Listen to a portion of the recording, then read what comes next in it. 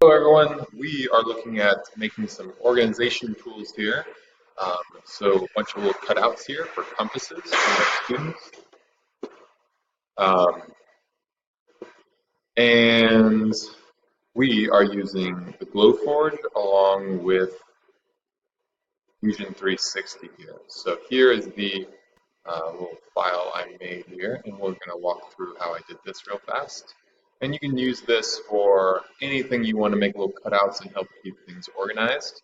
So the first thing I did is take a photo, and I'm going to insert that photo into my uh, Fusion 360 file here, and I'm going to say I want it on this surface, and let's go find that file real fast. I know it's this one. And right now, the big issue is that it's the wrong size. So I'm just going to make it randomly a little bigger, look down it from the top here, say, okay, that's good enough for now. Now, coming over here, if you right-click on this, you can calibrate. And notice I have a ruler in the image, which is going to give me some scale. So I just click here, and I click here, and I say, oh, right now that's 1.7 inches, and I know that needs to be 6 inches. So now it has been resized correctly. And all we do now is create a sketch on this work surface. So we're on the same plane as the image. And we're going to start outlining this shape. And I'm going to just use straight lines, giving myself a little bit of extra room here as I go.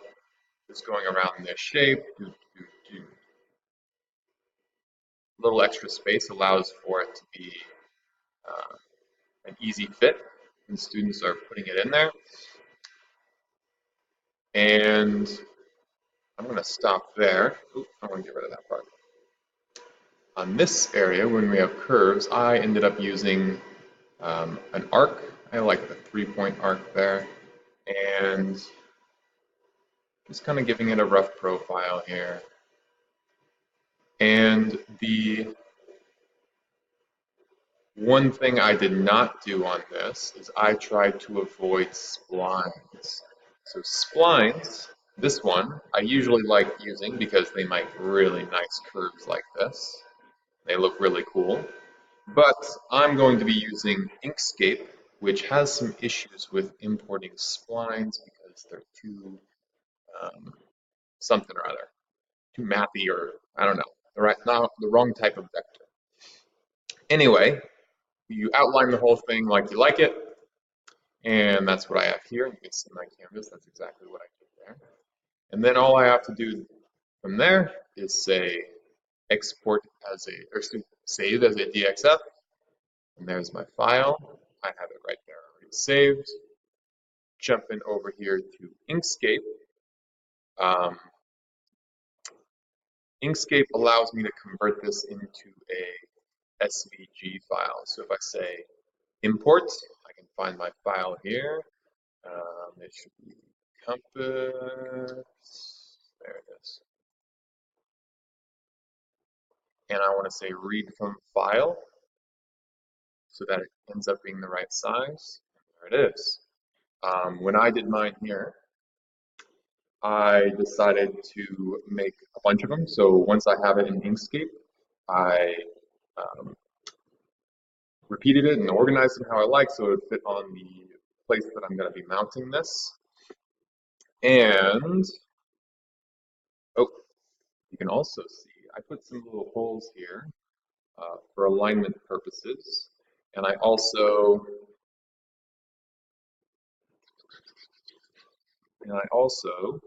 let's jump over here to this. I also put a square around the outside edge so we cut it to exactly the right size. And I cut my piece of wood on a normal saw here to get a little bit extra so I have room.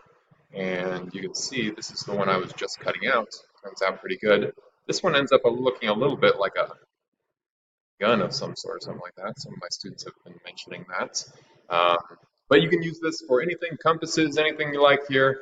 Fun little trick to keep your students organized. What I'm doing is I'm cutting several layers of this to give it a little more thickness because the compasses we're putting in there are a little thicker than the actual piece of wood we're using. So we're going to stack up a couple layers, and then we're going to mount it on the wall so we keep our students nice and organized. All right, fun little tip. Bye-bye.